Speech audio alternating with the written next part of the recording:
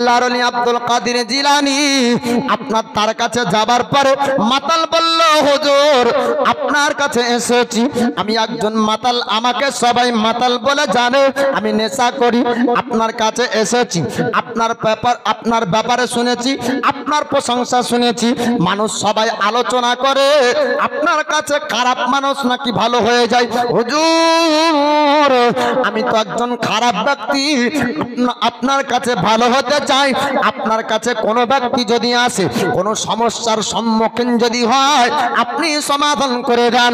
কোনো ব্যক্তি দোয়া যদি আপনার কাছে চায়, হুজুর আপনি তার জন্য দোয়া যদি করে দেন, তার জন্য ভালো হয়ে যায়, আমার জন্য একটু দোয়া করবেন, আমি আপনার কাছে মরিদ হতে চাই।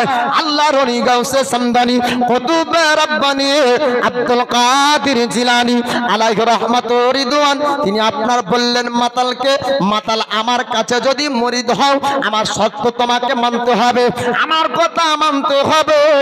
আল্লাহর ওলি আপনার কখনো তার মরিদকে আপনার খারাপ কথা বলবেন না, আল্লাহর ওলির আপনার ভালো কথা বলবেন।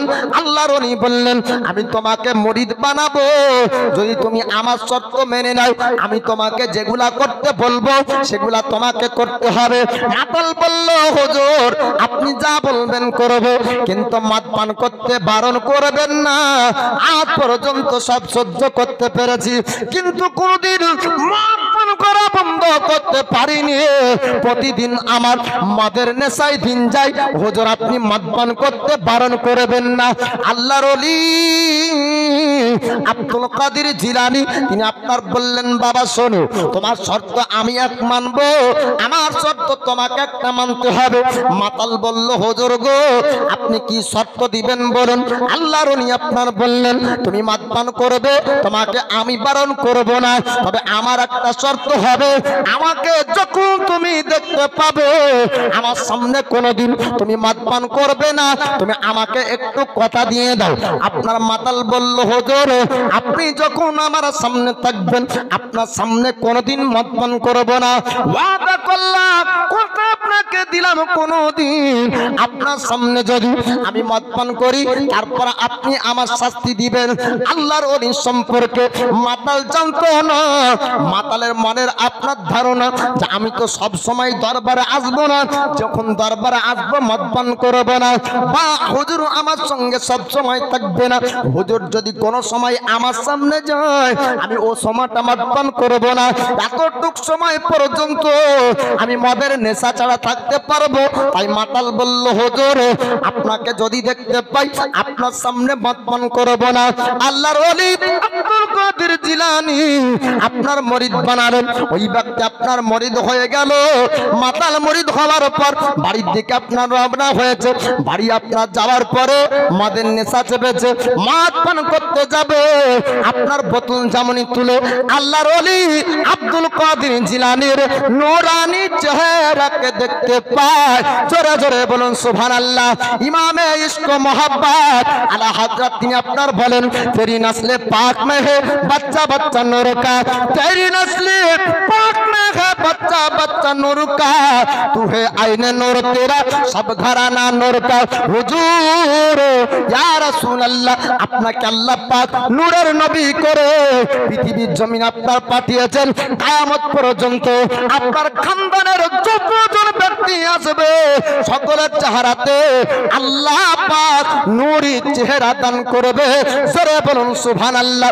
মাতাল আপনার মদ পান করতে যাবে, আব্দুল কাদের জিলানীর সুন্দরময় চেহারা সামনে আপনার দেখতে পাই।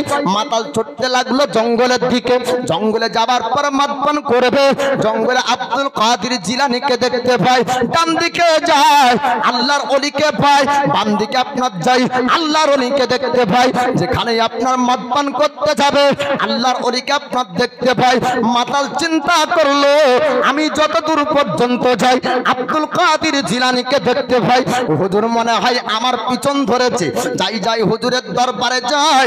আল্লাহর ওলি আব্দুল কাদের জিলানীর কাছে যাওয়ার পরে আব্দুল কাদের জিলানীর কাছে যাওয়ার পরে বলল, হুজুর আপনি একটু বলুন আমি যেখানেই যাই আপনি আমার পেছন পেছন কি যান, আপনাকে সব জায়গায় দেখতে পাই, যেখানে মদ পান করতে যাই আপনার চেহারা দেখতে পাই, আমি জঙ্গলে যাই আপনাকে দেখতে পাই, ডান দিকে যাই আপনাকে দেখতে পাই, বাম দিকে যাই আপনাকে দেখতে পাই।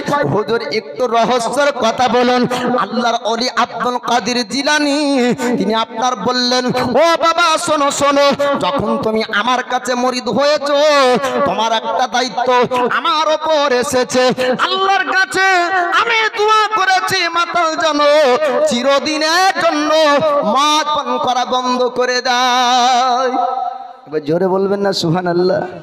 যখন মুরিদ হয়েছো আল্লাহর কাছে তোমার জন্য দোয়া করেছি, আমার আল্লাহ দোয়া কবুল করে নিয়েছে। তাই যখনই তুমি মদ পান করতে যাবে তোমার প্রিয় মুর্শিদকে দেখতে পাবে, জানো না আল্লাহ পাক আমার দোয়াকে কবুল করেছে। আর তুমি শর্তে রাজি হয়েছো আমার চেহারা দেখতে পেলে তুমি মদ পান করবে না। তাই যেখানে মদ পান করতে যাবে আমার আল্লাহ পাক আমার চেহারা তোমার সামনে করে দিবে।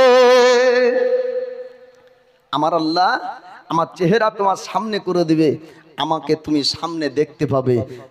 মাতাল বলল, হুজুর আমার এত দূর জানা ছিল না ওলির শক্তি ওলির পাওয়ার এত বড় হয়। আজ পর্যন্ত কত মদ পান করেছি হুজুর, আর জিন্দেগিতে কোনোদিন মদ পান করব না। জোরে বলুন সুবহানাল্লাহ। জীবনে যত মদ পান করেছি আজ সমস্ত